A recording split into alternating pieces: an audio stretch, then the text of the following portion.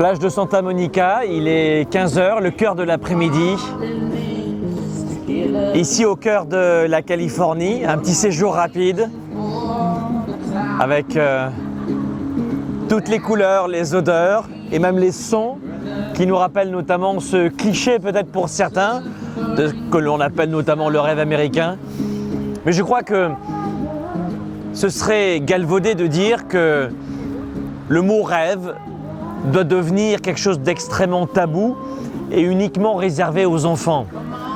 Je crois que la plupart des adultes aujourd'hui n'osent même plus rêver. C'est-à-dire que le rêve aujourd'hui devient une chimère ou quelque chose qui est uniquement réservé à des gens qui vivent dans un monde qui est utopique, une sorte de lubie, de gens qui ne sont pas suffisamment finis du mental et du cerveau. Et moi, je ne suis pas d'accord avec cela. Je crois qu'on a tous, et je le vois ici avec l'océan derrière moi, mais je crois qu'on a tous un océan à franchir et une montagne à gravir, que ce soit peut-être démarcher de nouveaux clients, oser prendre la parole en public, lui dire je t'aime, monter une entreprise, reprendre une entreprise, changer d'emploi, postuler peut-être dans de nouveaux emplois. Mais quel que soit l'obstacle qui est devant vous, il est franchissable. Quand je regarde le parcours que j'ai eu personnellement dans ma vie d'homme, de père de famille, d'entrepreneur, je n'ai pas le sentiment d'avoir été depuis le début à 110% de mon potentiel, pour être honnête. Si vous me demandiez aujourd'hui, Franck, est-ce que tu aurais des regrets, je vais vous dire lesquels. Le principal regret que j'ai aujourd'hui dans ma vie notamment d'entrepreneur, d'expert en leadership, c'est celui de ne pas avoir vu grand plus tôt et plus vite. Écoutez, je vais être honnête avec vous, je connais plus de gens qui échouent leur vie par excès d'humilité que par excès d'arrogance. Regardez autour de vous, l'humilité, l'ego de côté, les gens qui baissent la tête, qui ne font pas d'ombre, sont bien vus. Mais bien vus de qui à votre avis? Des grands leaders? De celles et ceux qui pourraient vous acheter des nouveaux contrats? Absolument pas. Je vais vous dire un truc.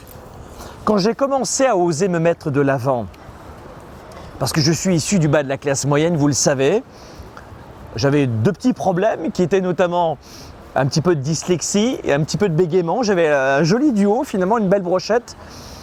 Mais je ne faisais de l'ombre à personne, sauf à moi-même. Et un jour, j'ai commencé à sortir, à oser exprimer mes idées, mes valeurs. Et voilà comment j'ai commencé à vivre ma vie.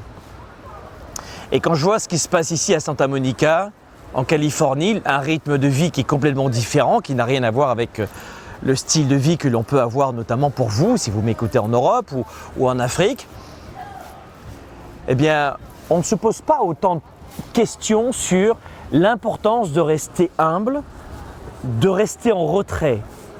Depuis la naissance, on a cessé de vous répéter « pour vivre heureux, vivons cachés ». Mais ça, c'est une grande connerie de la classe moyenne, les amis.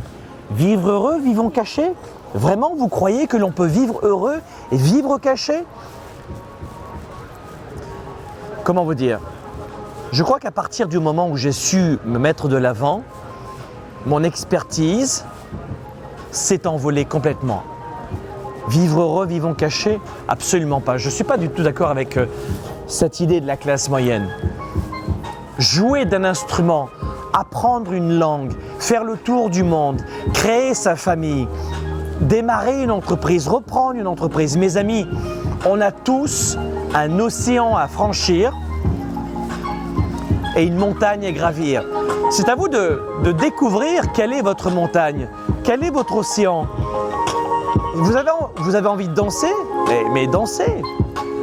Vous avez envie de changer d'entreprise, mais changez d'entreprise, de créer une entreprise, de lui dire « je t'aime ». Faites-le, faites-le les amis.